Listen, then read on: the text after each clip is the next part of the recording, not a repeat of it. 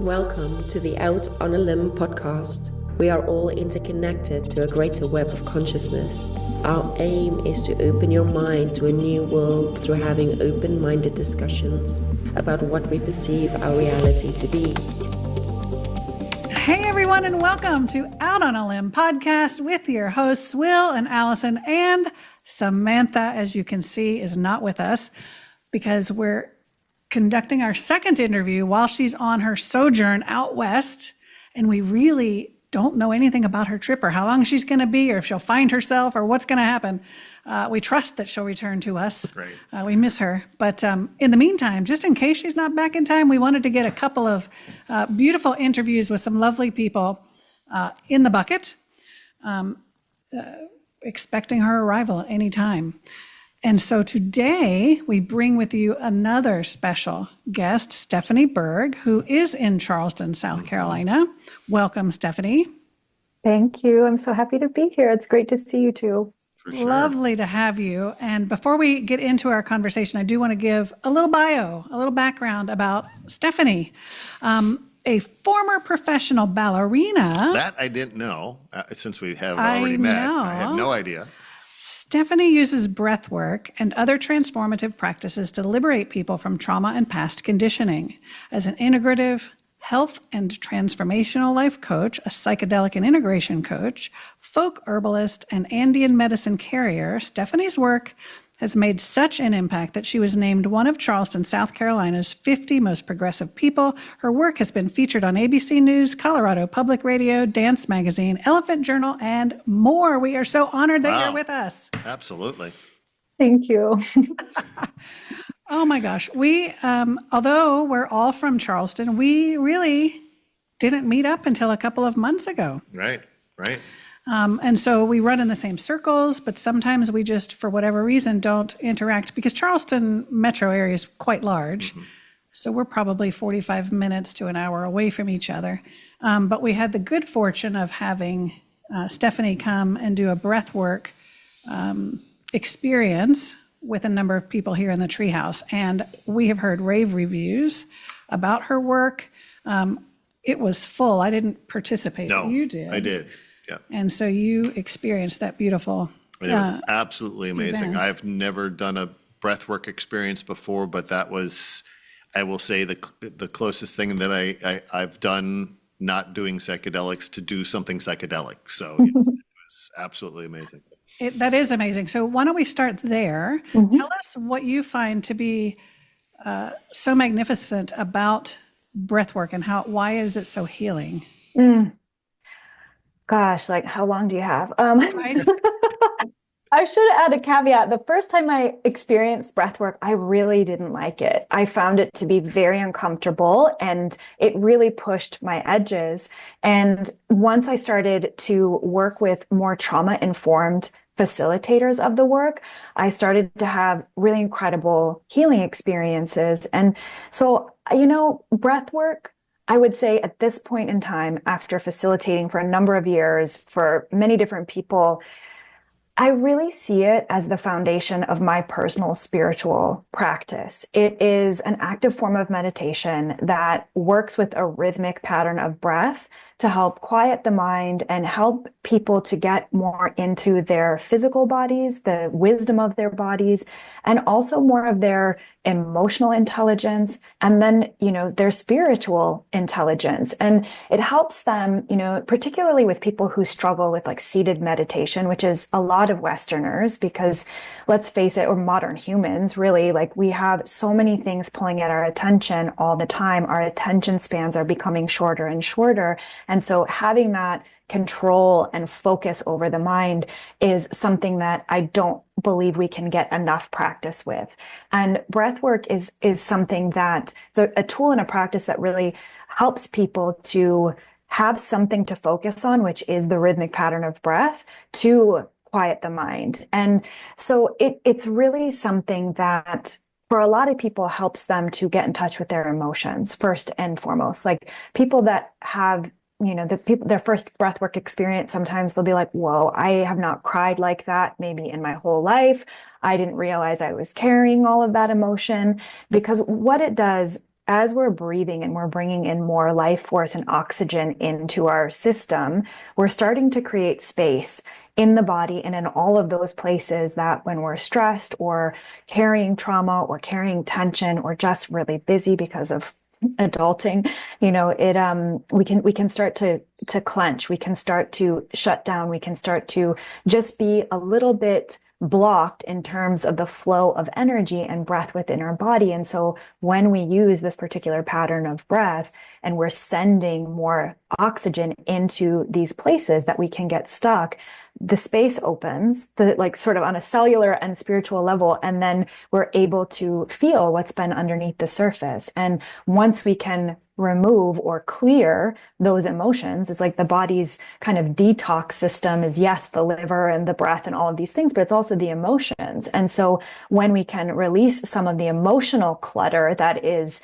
really weighing us down and having us feel maybe a little bit heavy or confused or overwhelmed, then we can start to access not only deeper levels of clarity, but more of our subconscious material, more of our intuition. It's like there's so much to the human organism, mind, body, spirit is, it's a very vast system of information. And so often we're just leading from the mind, and so when we can quiet that mind, when we can access, and clear the emotions or even physical tension, then what else is possible? Then what is there for us to realize and learn about ourselves and then, connect to spirit. So it's such a beautiful and powerful practice that I'm just so grateful to be able to share with more and more people. I actually really started getting busy with breath work during the pandemic. And it was such a gift and a blessing to my business, but also from spirit for my community, because I felt that people really needed it at that time when we're having this experience culturally where our, respiratory systems are literally being attacked, in so many ways. And then this gift of breath that not only helps us to remember that innate life force and blueprint for wholeness that we all carry, it also was helping people, process and deal with a lot of the fear that was coming up and a lot of the emotional things that were, kind of related to that fear and security and scarcity and all of the things. So, I'm happy to go deeper into any specific areas, but it's just such a powerful practice that, it's one tool among many, many tools. But for me, it's one that the relationship that I've created with my own practice has really informed how I am able to share with other people about it. And it's truly something that's changed my life and continues to do so. It's really accessible, for a lot of people. So right. No equipment needed. It's just you and your breath, right? In your home or wherever. You've mentioned a couple threads I want to pull on, which the first one is that, from my perspective, I've always thought of breath work as leading to spiritual enlightenment, but people who are not metaphysically oriented can benefit greatly by this, as you mentioned, through this emotional release, physiological release, the trauma release, and all of that. So it isn't, if you don't want to go there, you don't have to go there, I imagine. Yes. So, don't be afraid. But the other thing you said is that it was uncomfortable at first, and it can be uncomfortable. And we talked about this when we met, and I have had a profound experience in a breathwork session. And I kind of had a psychedelic type of experience. So I know that it works, but at the same time, I'm paranoid to do it again because it is so uncomfortable. Talk about that piece and how you overcame that. Yeah. Wow. Thank you for asking. I'm so grateful that you did. Cause I know, I've even had clients who are like, breathwork's not for me. I really don't like it. And I'm like, I get it. I felt that way too. And I would say some of the discomfort is from really, having to push, a little bit. It's the particular, so there's breath work that is what we experience in a yoga class. There are different types of breath that really help to calm the nervous system. The type of breath work that I facilitate is designed to move energy and like bring stuff up and out, and so there are times when, people experience breath work and it can be just a really physical experience where they feel like they've gotten some rest. It can be a really emotional experience where they cry or laugh or experience anger or joy, lots of different ranges in there. Or it can be just kind of chill, it's like, it's kind of working with your system in terms of whatever is right there underneath the surface, whatever is like ready and willing to move in that moment. And I think sometimes the people that I have found to like really dislike it are the ones who tend to be very intellectual and maybe have a little bit, I'm not trying to call you out here, Allison, but it's like, maybe have a little bit of a hard time letting go of control, which was definitely me, So, and that makes sense. It's scary to let go of control, and it can bring up a lot of our fear around being vulnerable or feeling like we're defenseless. And so it can really bring up a lot of those deeper pieces that we carry. And what I found was really the trauma-informed process of working with the breath. So really giving people agency, allowing them to slow the breath down and not have to like really hit it hard, to give them an alternate form of breath. So if it did feel like it was too aggressive, that they had something else to work with. And also just giving people a lot of room to have their experience. So if it's feeling too much, go ahead and back off, like slow it down, be in consent with yourself. And so that really, those experiences of working in the more trauma-informed space started to open my eyes to what was possible. And at the same time, probably the first like 5, 6, maybe more. I don't know. It's been so many years now, but I mean, I still had to really show up for it. I still had to really devote myself to it. And I'm not even sure why, what it was that kept me going, because it was uncomfortable. But I believe if I'm thinking back now, the first time I experienced, I was like, no, I don't like it. The second time and that was part of a retreat experience. This second time was also part of a smaller retreat experience.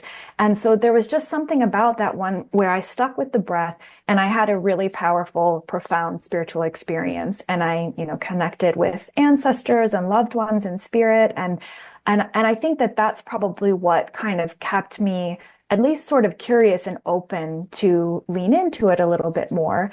And eventually, when I had this sort of inkling, like, I think I want to facilitate this work, I had a bit of an experiment with myself that was like, okay, can I show up for this 10 minutes a day and hold space for myself for 10 minutes a day doing this active breath? And so that in that process, it really started to train me how to focus my mind and to become less afraid. Like, so what happens is like the mind is really looking for predictability.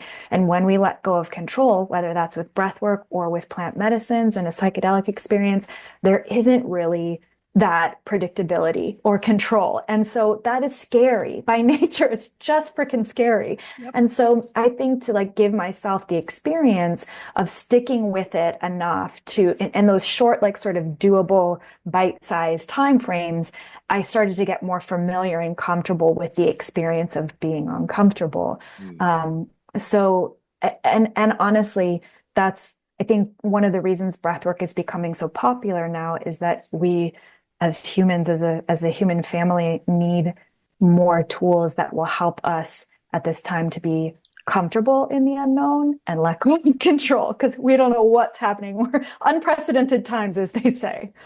Right. Becoming very comfortable with uncertainty is going to be super important. It's interesting because I would imagine as a dancer, breath is important as it would be in any aerobic type of activity. So was that sort of a bridge to breath work, or were there other things that you explored prior to breath work in kind of this realm? How did that work?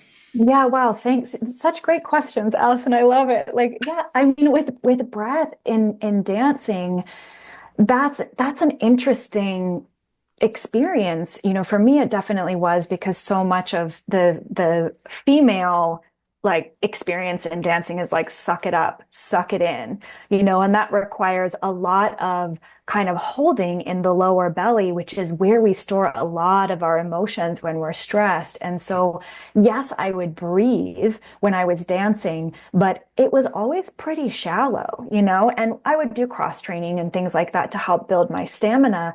But I just wonder what my experience of dancing would have been like if I had a tool like that. And I didn't really come to breathwork until, you know, many years after I had stopped dancing.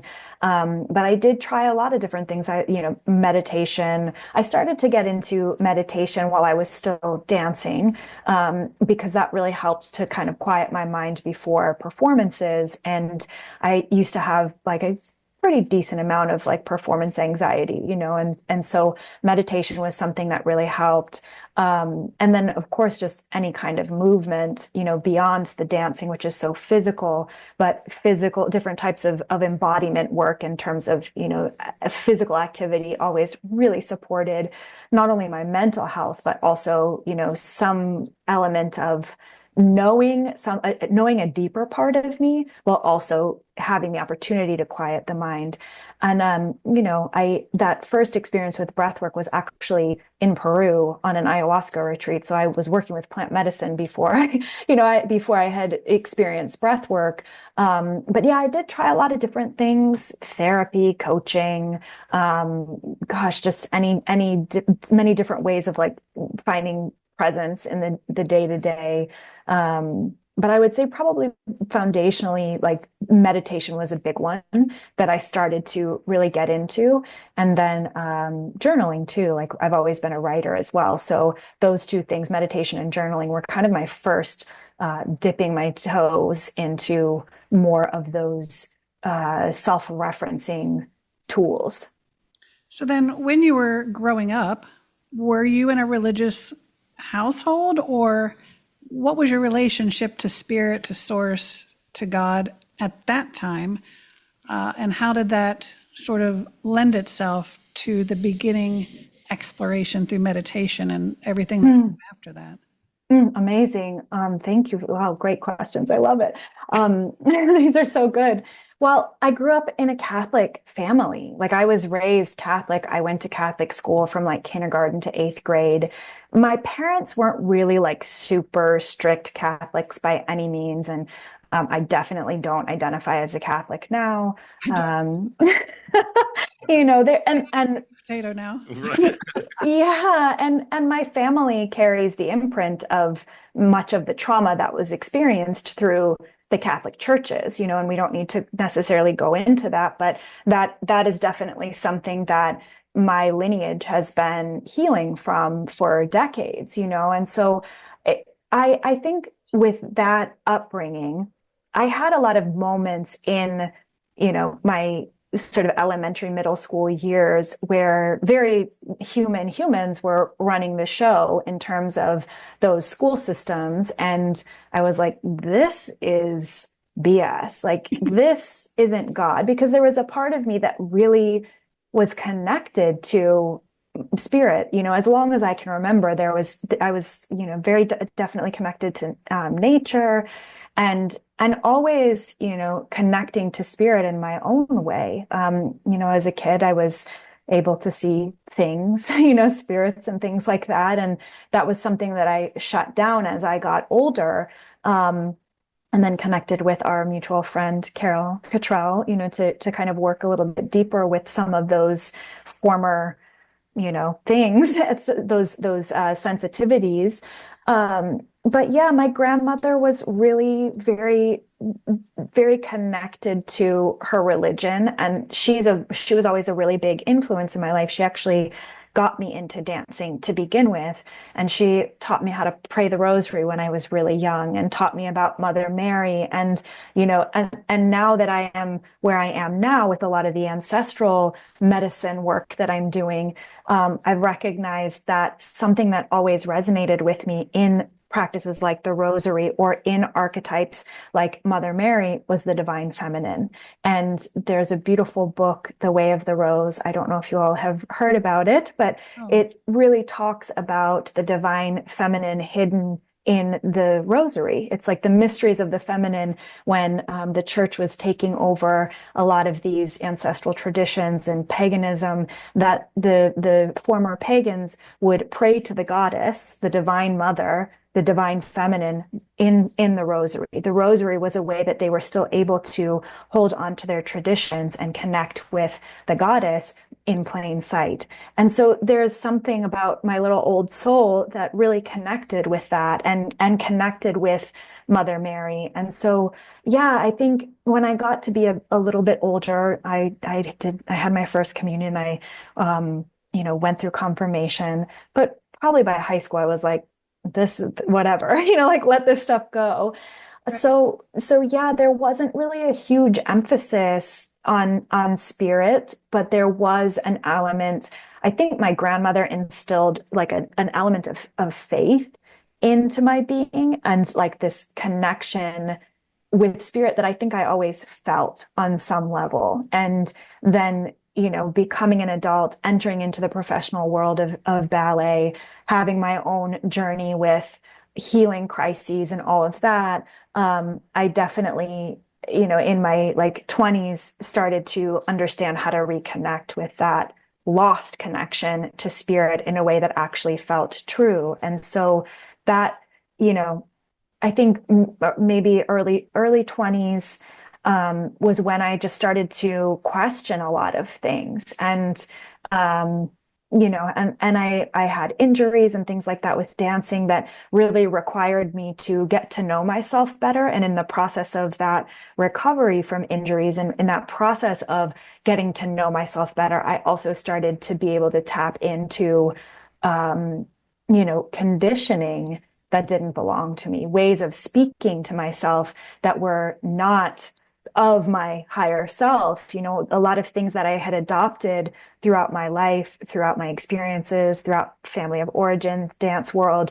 And I think that those moments of starting to recognize this difference between my higher self, my spirit, my soul, and then the conditioning, like started to happen, kind of early. Like I'm really grateful for that. And so I think, honestly, I started therapy, and then through there, the therapist that I worked through during that time was really like mindfulness based. Mm-hmm. So it was like kind of a big distancing from my religious upbringing, and then coming back to spirituality through the practices of mindfulness. And then, of course, yoga, which I love. I started yoga pretty early on as like an accompaniment to some of my dance training. And that was such a powerful experience and tool for helping me to create more self-love and understand my body beyond just this machine instrument tool that was, designed to be tortured through the dance world and told what to do all the time and starved and, like put through the ringer. So yeah, I hope that answers your question.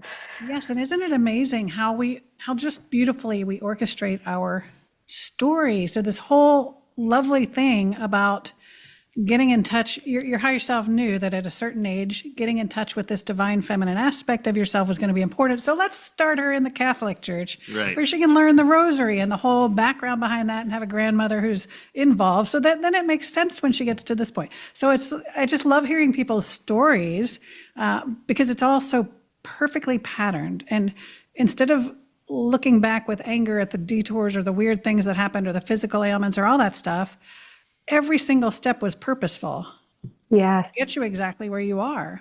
And so often in our client sessions, the higher selves have been telling them over and over, look back at this incarnation, look at every single thing that's happened, look at it from the higher perspective, not from the human, the good and the bad, but don't judge it. Look at it from the higher perspective and you're going to see how beautifully patterned it all is.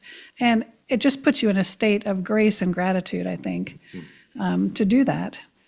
So I'm curious, since you were seeing things when you were little and ancestors and so forth, how long did it take before you were brave enough? And did you open up to that before meeting with Carol? And by the way, Carol Cottrell, we have interviewed her. So if you haven't watched that interview, go back and watch that because she's also a lovely person. But I'm curious, did you already start working with those beings again before meeting up with Carol, or? Wow. Yeah. Everything in my life changed when I worked with plant medicine for the first time. And that was 8 or 9 years ago at this point. So I had my first experiences with ayahuasca, and basically my third eye was like blown open after that. And so I came home from that experience in Peru and started seeing and feeling and hearing things. And I had one really significant experience where spirit presented themselves to me and I described them exactly. And then someone showed me a picture of this person. And I was like, whoa, okay. Yeah. I really have to understand, first of all, why is this coming online? Why am I meant to be experiencing this right now? Kind of forgetting in that, because it was a little bit disorienting, kind of forgetting that, I had that ability when I was younger. And so Carol and I were actually friends at that point. We had known each other for years. Someone connected with me for a reading.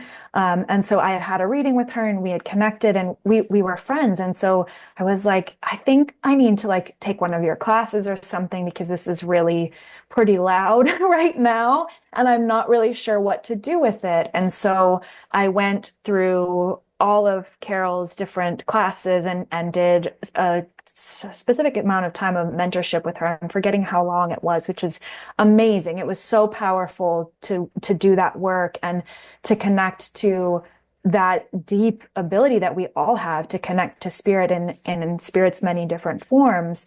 And what I realized through that process of working more closely with Carol, talking about, the stops along our journey and the way that spirit feeds it, that I was learning how to communicate with spirit so that I could also learn how to understand the spirit of the plants. Mm-hmm. And that has been one of the most powerful gifts that I've been given, because I was honing the same skills through the different energy centers and senses to be able to understand my clairs in a way that when I started working more closely with plants, I was able to understand a lot of their messages and the communication in a way that I wouldn't have otherwise. That has been pretty powerful and beautiful. And, I worked in nutrition for a while after I was dancing. That was kind of like my first stop into being like in a helper position with clients. And so there was a lot that I understood about the body, the systems of the body, just a lot about the different organs of the body, how the body works. And so then when I started to get even deeper in my work with the plants, recognizing like how, so I'm also an herbalist and in a folk tradition of healing, and which is essentially working with not just the physical components, scientific benefits of working with plants. It's also working with the spirits of the plants for deeper healing. And so I was able to really understand to a very deep and clear degree, oh, wow, when the plant feels like this in my body, it's communicating that it's working on this particular system and that this is its particular action. So it just really like opened me up to, a very powerful deepening of that initial sort of, skill that I came in with as a kid. And then of course, it is as far as like expanding my intuition to connect with spirit. That's something that I'm also using all the time with my clients in my coaching work. And, their loved ones will sometimes show up in sessions and, and I don't call myself a medium. And I knew pretty clearly I wasn't meant to support people in just connecting with their loved ones in spirit. Part of what my real work with that work was to be able to understand what people are experiencing at a very deep level. I have an astrologer friend that calls me a psychic surgeon, which I was like, oh, is that what I'm doing? But it helps me to really understand people at a very deep level and then help them to move forward. Instead of, as a medium, giving the information and then they are gone, it's like I'm actually here to help them move some of that energy and emotion and move forward in their lives with the support of their ancestors and their loved ones and their guides, and really primarily help them to create a relationship to those unseen beings. Beautiful. Yeah. I love that. There's a ton of wisdom in that. Oh, my yes, gosh, yeah. Yeah. And you were talking about connecting to the plants, and it's interesting because I was, from a consciousness level, and we kind of all know this and understand it at a certain level, but I was just listening to a most recent Rogan podcast, and I can't think of his name now, but he was involved in some experiments where they were connecting plants, and the plants were disconnected from each other by miles, but yet if you affected one plant, the other plant sensed it and felt it, and they were doing it acoustically, and they could generate tones based upon that. So it's if you can connect to that consciousness level of a plant and have it tell you, its purpose or what it's there for, or how to use it and all that, well, you're connecting to a greater whole of consciousness, and then you bring your client along for that, and it's a beautiful pattern that ends up unfolding for itself. So, yeah. Isn't that incredible? I just love this whole, I don't know, this whole world of the seen and the unseen, all of these energies that are existing in our reality without us being aware, really, of the incredibleness of the divine orchestration and the divine creation. And what's at hand. I mean, what's right there. If we don't feel it, sense it. Normally, we don't feel it or sense it. And I like what you brought up. You kind of started down this journey, and then you don't call yourself a medium. I don't call myself a medium, but I've had mediumistic, profound experiences where I'm working with a client and an image of, their loved one pops into my head, and they want to work. So they're working alongside me, if I'm doing Reiki or whatever. And then when we get done and I describe the individual, like, oh my God, I was just thinking about them and blah, and it's to the T. I mean, it's so interesting how close that connection really is, but we think there's such a chasm that's there, right? And it really isn't. It's just so close. It's right there if you're just willing to open yourself up to it. So yes, my goodness. My herbalism teacher, her name is Marisha Mirnowska. She shares often that the mind is only able to process 1% of what is happening around us, which means there's 99% that the mind is not able to process in like the ways in which it does. And our bodies can process it. Our intuition and our spirits can process it. And that's why, we can often feel things, as you all know. It's like we can feel things, we can sense things without necessarily having to know them. And that I really believe is something that disconnect is something that our culture has really suffered from, because there is so much around us in the unseen and so much support there. And it's really, really amazing and truly life-changing when we can tap into that. It's, that reading that I had with Carol, the very first one years ago, really changed my life. I had a lot of loss during that year and was really, really struggling. And one reading and really having all of the evidence and the confirmation was it was really this beautiful gift of comfort, around these people that I love that had passed, and they're not very far at all. They're actually like all around us all the time. Yep. Right. Yep. But I love what you said about the herbs and plants and all of that, because we know from a left brain aspect that plants are healing. Obviously, we eat spinach and lettuce and we do all of these things that are healthy for us. But there's a whole other level, as you understand, of the energetics of it. Yes. for example, the Bach flower essence modality and homeopathy and all of that, you're not even working with the actual organic flower or item anymore. You're working with strictly the energy of it. And that just opens up these doors of possibility. I mean, think about that you're just talking about the energy. And what a beautiful gift that these plants have given us, these flowers, plants, herbs have given us. There is something on this earth that will work with our body for every condition issue that we could ever imagine. They're all purposeful. And so when people say, oh, the dandelions are just weeds, throw them away, my gosh. Or any of those things. I mean, I'll, not to get too far into the weeds on this, and you'll understand. Good one. Oh, right, exactly. And you'll understand this. So I have dealt with gut issues for I'll say a couple years. Not severe to where it's putting me in the hospital, but discomfort.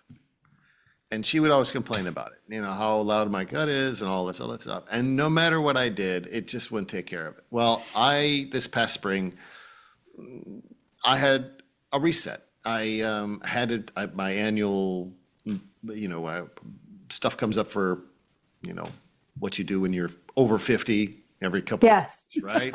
Your annual reset. I got it. Right. I'm not even in the grocery store, but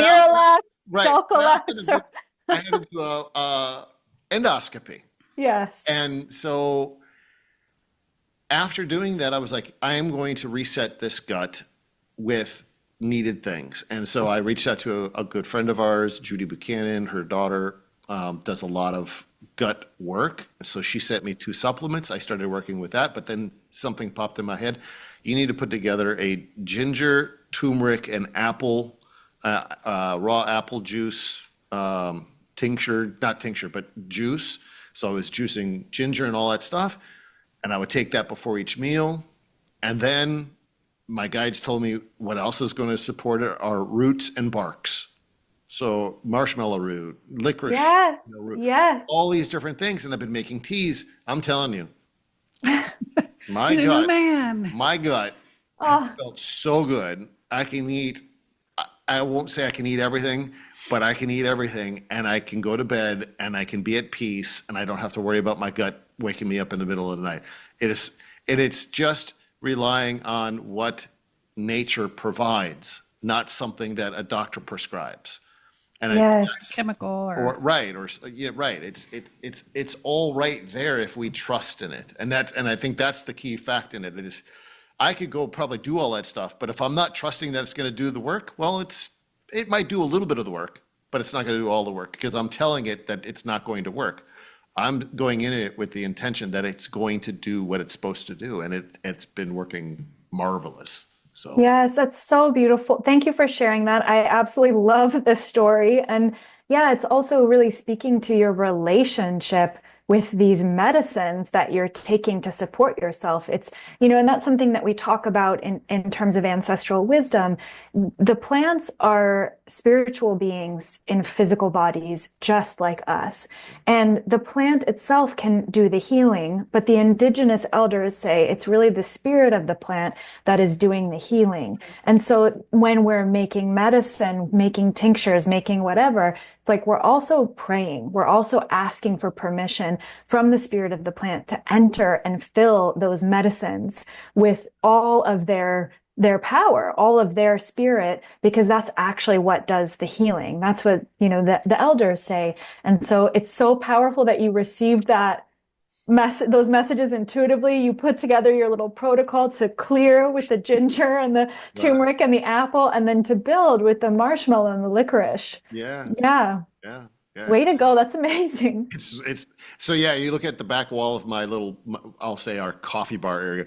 There's like 9 different little glass jars with all different types of roots and barks and different things. So it's like a little what I can't apothecary. Sit. Yeah, a little apothecary there sitting there. So I enjoy it. I love it. It's how I start my day and it's how I end my day. And it's and it's just a supportive system that I have, and I'm going to keep doing it because it's working, and I trust in it. So, and incredible about plants, and it brings up a good friend of ours who we still stay in contact with him, but he's over in Thailand and he's been working with plants, and I'll even say to the consciousness level, he has a device that he connects to them that does play audible tones, and he's been using this to create music of the plants and how each plant has a different frequency or tone, or it generates a specific tone, and he says there's so many things that affect that plant at that moment. It's just amazing, and I think he's done it with a Bodhi tree, and that Bodhi tree just spoke to him, and it just was amazing. So yeah, it's a fascinating world, the plants, for sure. Yeah, it really is. That's so cool that your friend is doing. Yeah. So I'm curious, though, we know what an herbalist is essentially, but what's the difference in folk herbalism? Yeah, so folk herbalism and say like clinical herbalism are a bit different. So it's kind of like science and intuition, So the clinical herbalism is really more focused on the science, the chemical compounds, using the plants or the herbs for specific conditions, et cetera, et cetera. So there's really more of a logical mind involved in that process. Not to say that there's, no intuition involved. Obviously there is, but the folk herbalism side of things is really more the tradition of our ancestors, the tradition of our grandmothers. So it's the invisible sort of tradition of deep nourishment and care.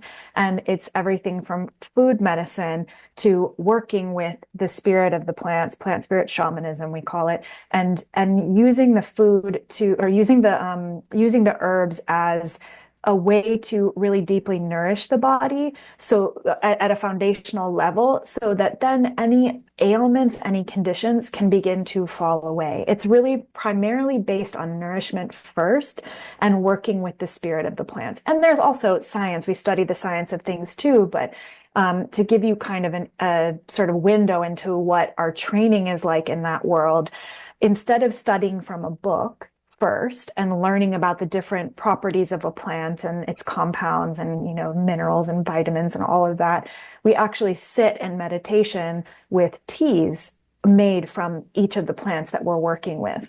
And we drink the teas, we meditate with them, we recognize where they're going within our bodies, we connect to the plant in that way first.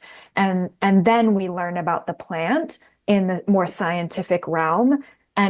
But we have our embodied experience of what the plant is actually doing. So we're really communicating and connecting with the spirit of the plants first, and primarily that's sort of like the relationship that we're creating, because just as Will so beautifully shared, they are communicating with us about so many things beyond just what the mind could read in a book. So we really primarily focus on that relationship and then use the sort of science and data to back up what we learn from the spirit first. So there's a lot of ritual that we connect with the folk herbalism side of things, using particular sacred smokes, working with teas, tinctures, all of that medicine making in sort of a broad sense, but it's really, like I said, the tradition of our grandmothers. It's information that I feel is really, for humans, a birthright. It's something that we have lost, of course. But one of the things that my Catholic grandmother that I shared, she was a perfect example of this particular sort of tradition of healing, where she had a garden. She knew the plants around her home. She taught me how to heal with an amazing soup, medicinal soup, or how to work with dandelion or something that was growing nearby, knowing the local plants, knowing how to use them, knowing how to create support and nourishment from those very deep places.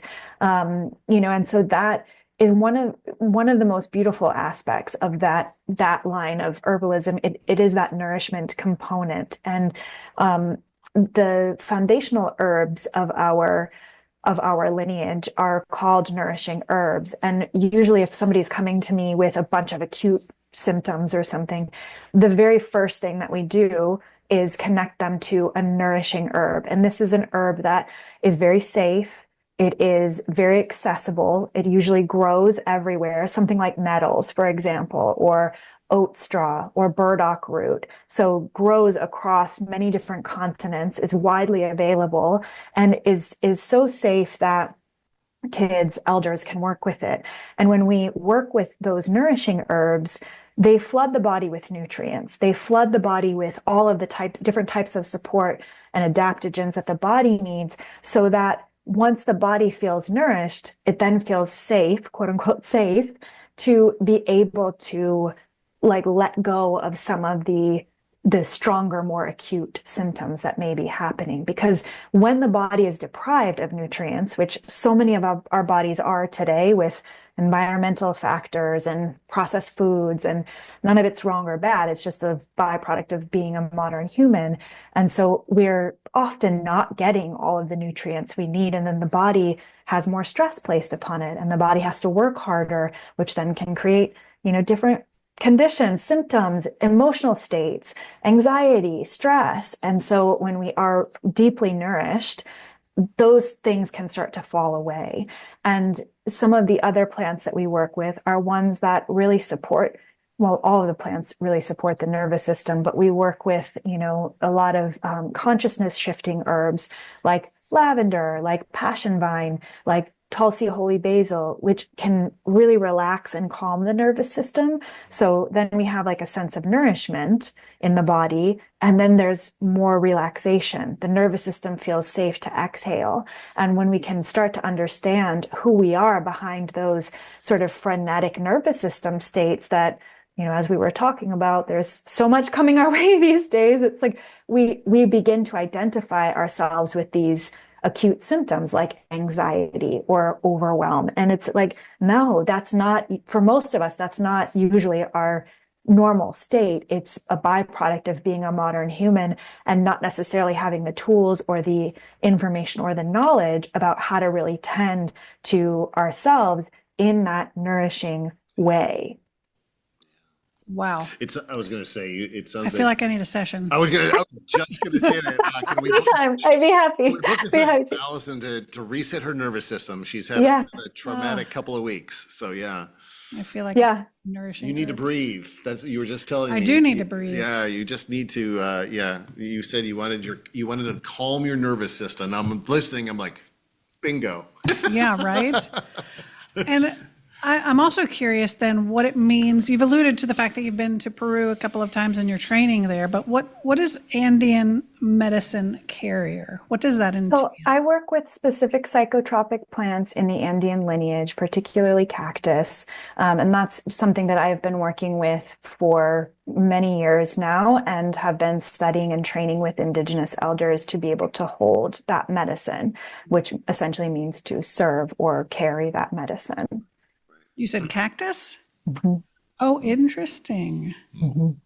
I didn't think about that one as kind of a sacred medicine. Peyote and all cactuses? Cactus is the peyote in the peyote family. How did I not know that? Or peyote is in the cactus family, yeah. Well. And there's another one too, and I forget what the name of it is. Huachuma San Pedro. That's at San Pedro, yeah. Yeah. Yep. Wow. How fantastic. How many times have you been to Peru now? Oh my gosh, at least once a year for the last 8 or 9 years, but usually at least once a year, but sometimes more, sometimes 2 or 3. I have a lot of soul family there. My teachers are there. I have a deep connection with the land there. So I go as much as I can, honestly. I usually will take at least one group to Peru a year to work with some of the elders there, to work with some of the sacred plants. That was my next question. Yeah, yeah. Wow. Yes. Maybe we could trade. You can come to Egypt with us and we'll go to Peru with you. Oh my goodness. I've always wanted to go to Egypt. I really have. When are you going to Egypt? Over Christmas. My gosh. We've got a group. We're going to try to put together a group of 14 or so. We've got 6 already signed up. And funny thing is I've been to the Middle East, and when I went to the Middle East, I felt completely at home. I felt like this is where I've come from. I mean, I felt completely at peace with it. Allison, on the other hand, she's like, nope. And so we found out through our channeling work and stuff that she was at some point in a previous life exiled from, Eastern country. And I was a little bitter about that, so I didn't want to go back. Didn't want to go back. Understandably. And about I guess about a month ago, maybe a month and a half ago, she woke up one morning and said, "I think we need to take a group of people to Egypt over Christmas." I'm like, "What?" Wow. And That's amazing. and we just started putting it together. And we were just on another podcast about how the universe or how divine timing takes care of itself. This just naturally put itself together, and we've got it available for people to sign up. Yeah, the guides have mentioned that I was just the receiver of the info, but the trip is for others. It will probably be for me as well, obviously, but it's more about what the others are going to receive and giving them transmissions and activations and all the things they're going to receive when they get their feet on the ground over there. Wow. And so it's really exciting. Yeah. If any of our audience members are interested, just reach out. It's going to be fun. But Peru is also on the bucket list. It is. I've always wanted to go, not sure where, but and it's not necessarily to partake in any medicines, but I adhere to the fact that when they call, then you honor that, and ayahuasca is one that has not knocked on your door yet? Come a knocking. She hasn't yet. So and that's totally okay. You got to be ready for that one. Right. I've had some other experiences that were very profound, and I'm sure that would be just as profound. But yeah, it just has not not crossed that bridge yet. So.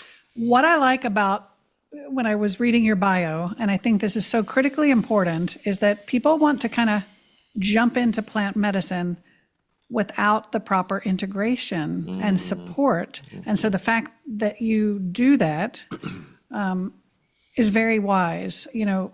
Maybe back in our early years, people are using psychedelics for party drugs or whatever. Yes. As we grow older, we're using it for spiritual development, but it can be much more productive if you have a professional person who can walk you through that. So tell me what does that look like as you do that work?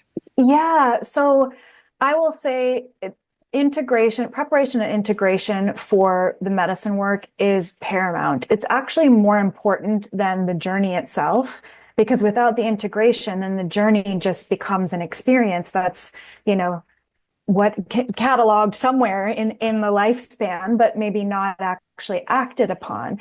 And so I've had multiple trainings in different Western psychological methods of integration, many hours of that. And then also working with the indigenous ways of integration as well. So that usually looks like, kind of a conversation, a coaching session where we will talk about what the person experienced in their journey, and then how to really bring that divine wisdom essentially down and into the body and into their lives, and how to really translate some of those experiences into actionable practices that can help the experience that they had in their ceremony, that can really help it to be anchored.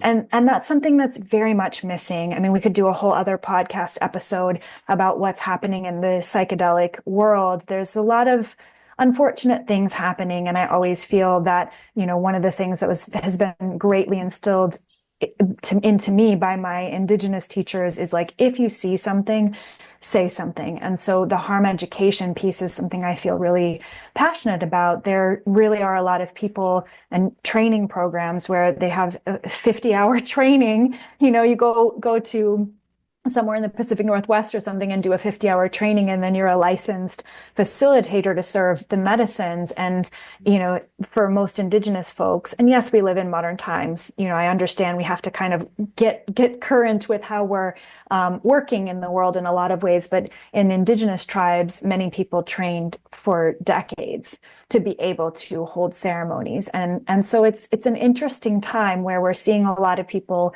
excited about the work, and maybe coming from those younger internal parts around how to either hold the work or, provide integration. But oftentimes integration is really overlooked. And so it's something that is so, so important, and especially integration from a trauma-informed lens, because the medicines can really bring up trauma for people. I mean, they're designed to expand our consciousness, to get into the subconscious material and to clear energy and experiences from the body and the psyche. And so sometimes that can create a really big ceremonial experience that can basically like turn everything upside down. And without proper support after the fact, it can be actually more harmful than helpful. So the integration side of my work is something that, it's one part harm reduction,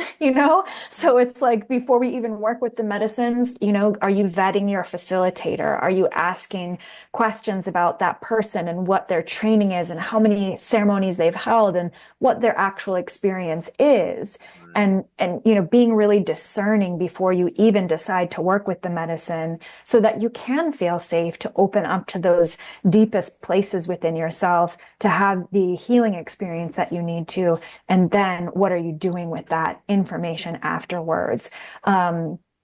So it's something that I feel really passionate about, and also feel really blessed to have worked with one of my primary teachers in the space who unfortunately passed in 2020. But he was very gifted in integration. And I had a lot of personal training from him in the beginning that I feel like has really instilled within me this passion for understanding that, the ceremony really begins after the journey ends. And really understanding that life is ceremony, and life and walking through, relational challenges and conflicts and daily stressors and all of those things, like that's actually part of the work. It's not just to have a ceremony and leave our bodies and eject ourselves into another reality and not come back. We're souls having human experiences. And so part of our work is really to be in our bodies and in the world, and use the information that we've learned to, quote unquote, become enlightened, to live and be the wisdom that we receive from the plants. So integration is really about that. And honestly, as far as how it looks, it's really just being super attuned to the person in front of me and what they've experienced, or the group in front of me, what they've experienced, and providing, sometimes some context, helping them to understand themselves a little bit more deeply, the language of their subconscious, because the medicines really speak to each person and their unique language and their unique subconscious material. That's how that work kind of works. But we're not really versed in the symbology and language of the body, of the soul, of the subconscious. And so really helping people to understand that, I don't have all of the answers, and the medicine isn't necessarily going to give them all of the answers that they think. They're still going to have to work with that material, but how do they work with that material in a way that truly does bring heaven down on earth, instead of just experiencing bliss in heaven or, hell, whatever your experience is, experiencing it and then just letting it float away. Because even the most difficult ceremonial experiences have a lot of deep wisdom and healing available to them if you have a skilled integration practitioner. So I have a question about that as far as integration, and I don't know if this has ever been asked. And is there a finite window that integration, obviously there's an optimal time of when integration should take place, and that's post journey or post ceremony. But is there a window that it still can be effective, say, a year from the medicine ceremony, or 2 years or 3 years? Because I know there's so many people that have gone into journeying on many different psychedelic levels, but they've not been supported through the integrative process, and they've a lot of missed opportunities, I guess you could say. So is there an optimal Not optimal. Or a limit. Is there a limit or a cap outer on limit? that, to actually to integrate? I mean, like myself, I've had a very deep psychedelic experience probably 3 years ago. I felt like I integrated, through my own process, because that's how I am. But, can there always be integration, I guess, is the better question. Yeah, it's such a great question. And I feel like there are a couple of different stages of that process that I would offer. I would say the immediate days after the journey are going to be really important. Maybe the most important, but they're going to be really important for gathering all of that information in some kind of way and being able to begin the digestion process, because you've basically just eaten a buffet. They call it 10 years of therapy in one night for a reason. There's so much information that comes in. So those first few days afterwards are going to be really, really important, because after you've had such an expansion in consciousness, it's very natural that you're going to have a contraction and you'll start to forget some of those pieces.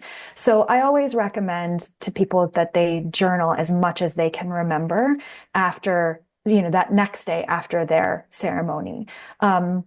So those first couple of days, super important. And then the 2 weeks after the ceremony are going to be probably next important, because that's when the brain is most flexible. There's a lot of neuroplasticity that happens while the medicine is still working with the person. So those 2 weeks are great times to start to make changes, to create changes, to implement new practices. If you received some wisdom or information in your journey, like, hey, you got to meditate more, that's a great time to begin to weave those practices in. So those 2 weeks are really, really important as well. And then honestly, I think some journeys we may be integrating our entire lives, So on the one hand, it's like having that experience, our cells remember the information without the conscious mind having to have it all. It's like when we use the medicine in an intentional way, there's going to be healing that happens, whether we consciously are always aware of it or not. But, my first ceremony with ayahuasca, I think it probably took me a couple of years to fully integrate that. And even now, there are times when something in my life will happen and I will be like, oh my God, that's something that I experienced in that very first ceremony. So I think integration is a very ongoing process in a lot of different ways, but that time period after like the first 2 weeks is really where we get to start to live the medicine, and understand what that means. And really that, that time is a time to, begin to implement some change and to create some change, to spend more time in solitude with yourself and with the information that you receive. And it's truly ongoing. I think we hear a lot about set and setting in psychedelic work. So mindset, and also, like your internal state, and then where are you doing the work? Like the actual setting, is it safe? Is it, is it helpful? Is it, held well? And I think it's a similar experience after those ceremonies and after those 2 weeks. It's like, what is the set and setting sort of shifts that you want to experience in your life, and how can you orient towards those in a way that, what can you do? What can you let go of? What can you create more space for, so that it's easier for you to begin to live in a different way? So it's very rich. It's very rich, and it's never done. Just like healing. Yeah. Incredible. I was about to call this whole conversation rich. How valuable and rich it is. I've learned a ton already. We could definitely go into a part 2, part 3, part 4. Yeah, Anytime. An ongoing series. I mean, there's a lot of information. I'm sure that our audience has, because we really wanted to bring you on for the breathwork piece in addition, because we haven't covered that topic in the 2 years that we've been bringing the podcast to the public. But we really haven't talked a lot about plant medicine either, not in this way. We've Not- talked a lot about kind of the edges of it, not in the the flower essence and right. different things like that. So this has been so valuable. We're so excited that you were able to join us, Stephanie. Thank you both for having me. It's been so great to chat with you and connect and share all the things. Thanks for the work that you're doing and bringing these conversations to light. Absolutely. Thank you for the work that you're doing. How can people reach you or find you? And it'll be in the show notes, but go ahead and shout it out. Easiest way is probably my website, stephanieburg.com, or Instagram. I'm on Instagram as well. You can just search for my name, Stephanie Burg. And what else?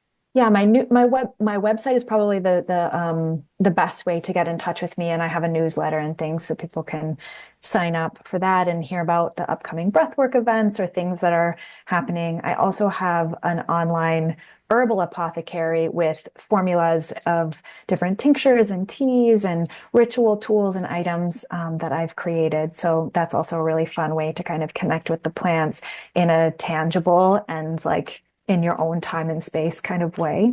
And that's also on my website too. Now, do you Fantastic. do any, and I know we're going a little bit long, but do you do any like natural foraging, for specific areas of knowing what's in your, like my backyard? We had a girl come out to the house. April Punselin? Yeah. Yes, Yeah. April. Yeah. We actually haven't met, but one of my clients and someone that I love dearly is connected with April and studied with April. So April is a great resource.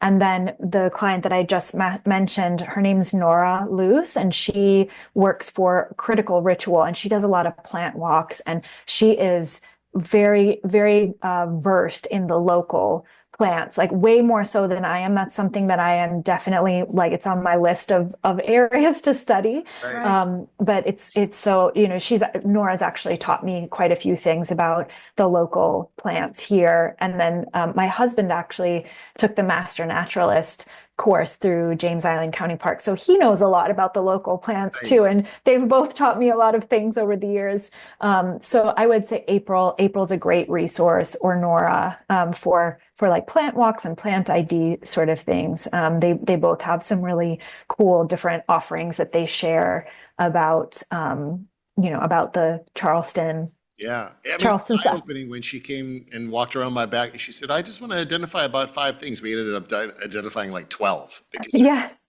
I didn't realize how rich my backyard was. Yes. These things, and it's there. And I'm like, why do I want to cut my grass or I don't at this point, there's so much there. So seriously. And they say that, the elders say that usually what pops up right around you, around your house, are plants that you should work with. They want to like work with you. Yeah.